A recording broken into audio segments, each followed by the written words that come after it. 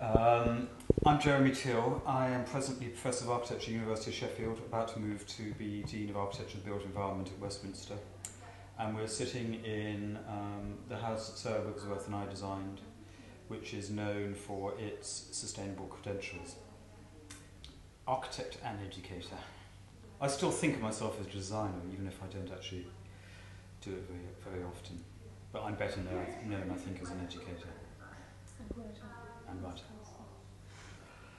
Well, you sent me the principles, and I sort of looked at them with dread because of their nebulousness. They all are worthy, they all have good intent, but because they're not either prioritised and because they mix up skills with ethics, with behaviour, with techniques, I think it's very difficult to find your way through it, and therefore they become, like a lot of sustainability has become, this sort of just cipher for we ought to be doing things well but don't quite know how to do it. And I think that's a really dangerous place for sustainability to be within. Well, I think the way to look at it, rather than try to mix up all these various aspects, for me is actually to look at it in terms of what the problem is in the first place rather than the solutions. And I think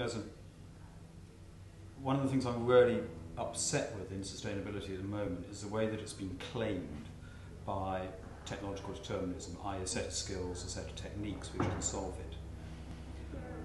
We've got a conference coming up at Sheffield called Agency, in which we wanted people to talk about sustainability, and because from the humanities and theoretical perspective, and the response was tragic, that people will talk about everything else within the humanities rather than that, which means that sustainability gets claimed by exactly this kind of technologically determined or skills-based language. And as soon as it's claimed by them, the wider theoretical and social contextualization of it gets lost. And therefore sustainability gets reduced down to simply a kind of set of rather banal means, whether it is technical means, bung on a straw bale, as it were, or bung on a solar panel and life's going to be okay, or else skills means, which generally are also fairly banal because they're transferable to other areas. And in doing that, you lose sight of the wider political issues of sustainability. And so you can have as many discussions about skills and techniques and means as you want, and they're all okay. But how can you actually make a judgment about which one's good and bad, unless you have the wider kind of bigger discourse about what's created the problem in the first place, how to change behaviour, the politics of sustainability and the theories of sustainability. And I think what the principles do is they mix those all up together, so it's very difficult to find a way through it which makes any sense. So you could pick it off and say, well, I'm doing about 10 of those, yeah? And actually about 10 of those you're probably doing anyway. You say, oh, go for that, I'm okay. But in fact you're not, because you haven't actually addressed the bigger issue.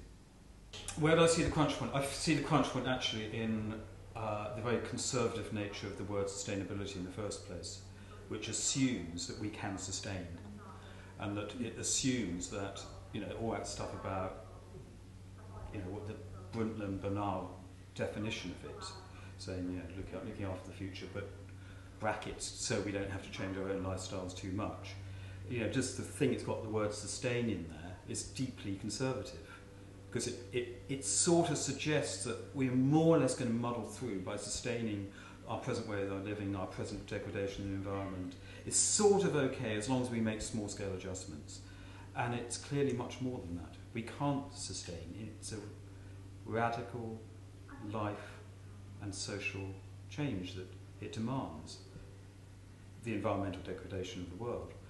And yet there's a sort of sense through just the word sustain and sustainability that if we just get a few more solar panels, life's going to be okay, and it's not. And I think the softness of some of those principles, therefore, and the sort of feel-goodness about it, is therefore quite dangerous. And I think one does have to go back and be quite ruthless about it. Actually get rid of the word. I think one can have a shift in education, and the shift, actually Sunam Prasad summed up, I thought, really well at Oxford and talked about it, is a shift from an attention to the objects of design to the consequences of design.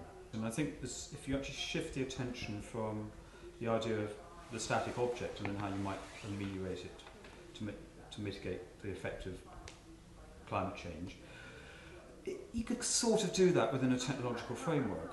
But the consequences of design, you actually then have to think about the ethical dimensions. And by ethical, I mean one's responsibility for the other.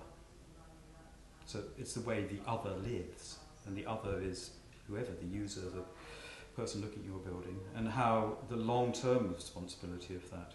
But I think one of the real problems about architecture as it is that because it's so driven by the market and because it's so driven by client demands rather than user demands, is that it's incredibly short-term and it can't address long-term. And I think that shift from the short-term object to the long-term consequences is, I don't think that's radical. I think it's necessary. One of the things I'm really interested in is that if you shift the consequences, or if you shift to, let's say, the students' abilities to make judgments, that's really difficult to legislate or validate. Now, I find that really interesting, but it's not enough, and so I think the only way to do it is to break away from professional boundaries. That is more radical. It's deeply conservative, architecture education, but it doesn't realise it, and it doesn't realise it because each year they make different shapes, and therefore they think they're progressing. But the more fashionable the shapes are, the more conservative the regime it's created is, under is. And so I think that architectural teaching is, as long as it's obsessed by the ideas of progress, and progress is associated with form making, we're completely stuffed. What loads of people, Zizek and lots of people say, is that you can't solve a problem with the tools that created it. And that seems to me to be the kind of real Achilles heel of the skills-based approach.